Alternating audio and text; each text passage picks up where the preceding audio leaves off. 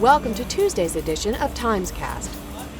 Democrats attack House Minority Leader John Boehner. They think that they can score some political points by elevating Mr. Boehner into the face of the Republican Party. One half of the hip-hop duo Outkast returns to the stage. Well, I mean, it's, just a real progression of funk music and raw hip-hop lyricism. And Nicholas Kristof on a group of Israeli rabbis who support Palestinian farmers. Carl Hulse and Marcus Mabry discuss the Democrats' newest ad attacking House Minority Leader John Boehner. Jet across the country with lobbyists.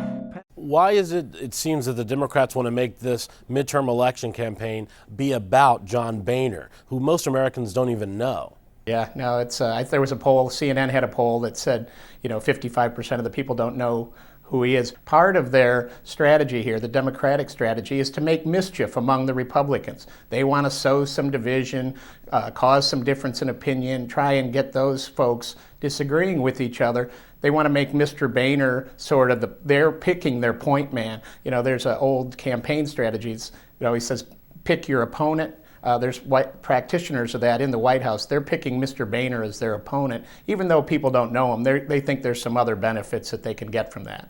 Is there an analogy to the way the Republicans have used Nancy Pelosi to try to make her the face of the Democratic-run House of Representatives? Yeah, there is some comparison there, though. I think the Republicans in the past have just wanted to elevate Miss Pelosi, who is much better known than Mr. Boehner, obviously, because she rubs Republicans the wrong way. With Mr. Boehner, I think there's a little more subtle approach that the Democrats are taking. They also think that he, as a guy who's been here 20 years, might turn off some of the Tea Party type activists who want a clean house in Congress this year. He's part of the old line Republican leadership from the 90s. He lost his job for a while, so they're hoping to stir up the Tea Party as well.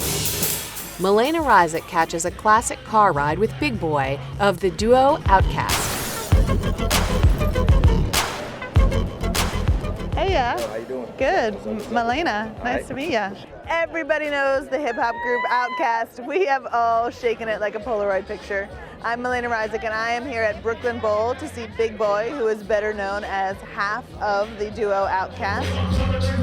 He is usually on stage with his partner Andre 3000, but this summer he is making his debut as a solo artist, and we spent some time with him to get to know him a little bit better. Tell me about the album. Sir Lucius Left Foot, the son of Chico Dusty. We're in the trunk right now. It's like, graduation album for me. And it's, just a real progression of funk music and raw hip-hop lyricism. Could it be the way that the verses sounding came up on the ghetto boys and the underground king toys? I had a wrong. Of course, he is not just a hip-hop star. Turns out he is also a classic car enthusiast.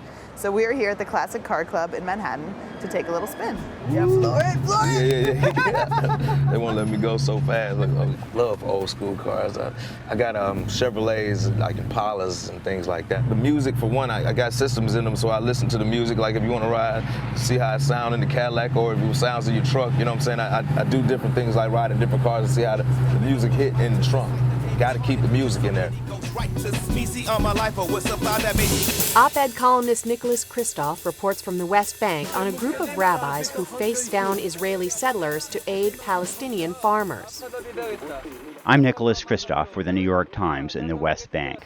The complicated reality of the Israeli-Palestinian conflict gets more complicated when Jewish rabbis intervene to protect Palestinian farmers from Jewish settlers.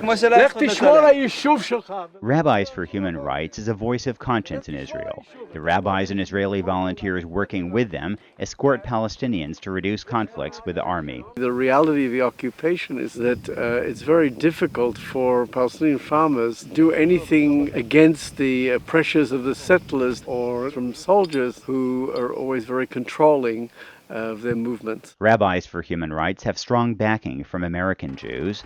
They even arrange for Americans to engage in the classic Zionist gesture of planting a tree, but with a twist, replanting a Palestinian tree that a settler has uprooted or killed. It is a symbol of life, a symbol of Palestine.